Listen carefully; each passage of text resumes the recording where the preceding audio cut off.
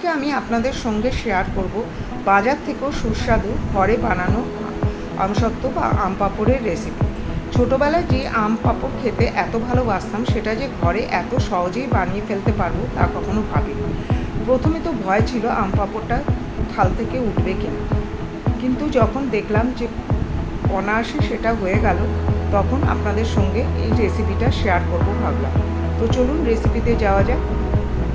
প্রথমেই আমি 3-4টে আম নিয়ে নিলাম।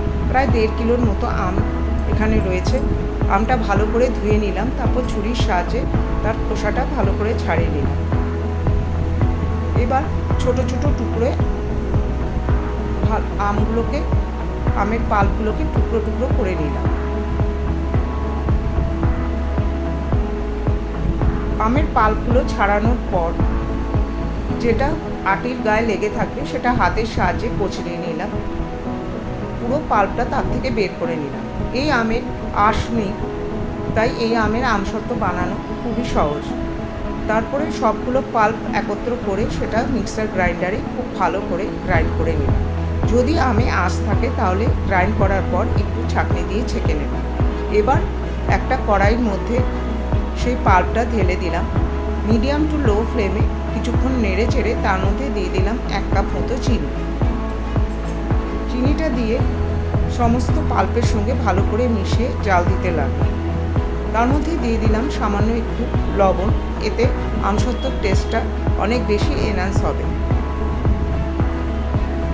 প্রায় 7 থেকে 8 মিনিট এটাকে ভালো করে ফুটাতে লাগলাম।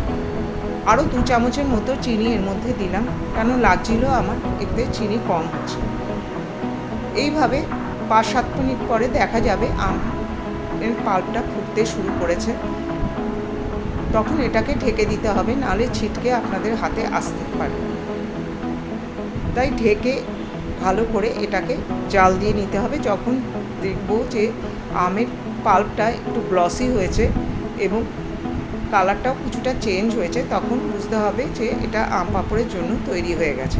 আগেই 2টো থাল ধুয়ে মুছে রেখেছিলাম, তার মধ্যে ঘি ব্রাশ করে এই আমের পাল্পটা ওর মধ্যে ঢেলে দিলাম। তারপরে হাতের সাহায্যে থালটাকে নেড়ে চেড়ে আমের পাল্পটাকে ছড়িয়ে দিলাম।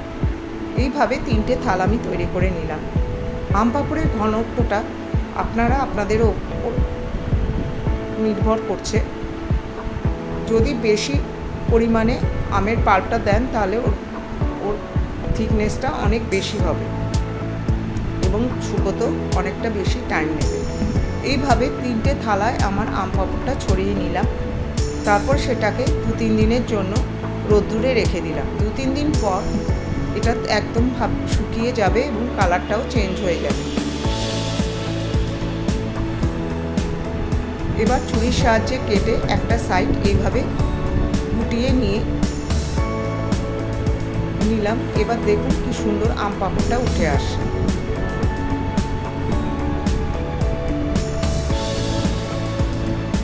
আরেকটা আপনাদের দেখিয়ে দিচ্ছি তুলে।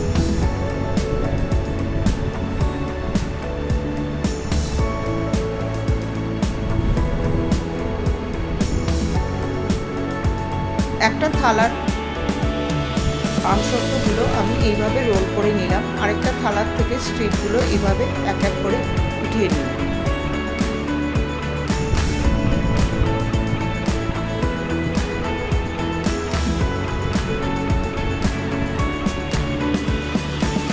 দেখুন এতগুলো স্ট্রিপ বেরিয়েছে এখান থেকে।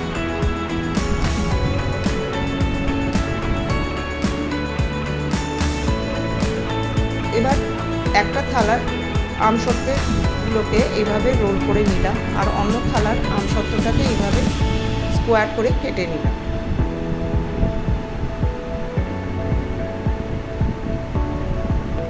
তারপর প্রত্যেকটা আমসত্ত্বগুলো নিয়ে একটা ক্লিন র্যাপ দিয়ে ভালো করে টফির মতো পেঁচিয়ে নিলাম। দেখুন কত সহজে ঘরে আমসত্ত্ব তৈরি করা যায়। বাজারে ভরে ভরে আমসত্ত্বর মধ্যে চিনি দেয়, অনেক কিছু দিয়ে থাকে মিলাবট করার জন্য। এইভাবে ঘরে তৈরি করলে খেতেও অনেক সুস্বাদু হয়। আশা করি রেসিপিটা আপনাদের ভালো লেগেছে। ভালো থাকলে চ্যানেলটার সঙ্গে থাকবেন দেখা হবে পরের রেসিপিতে, ততক্ষণ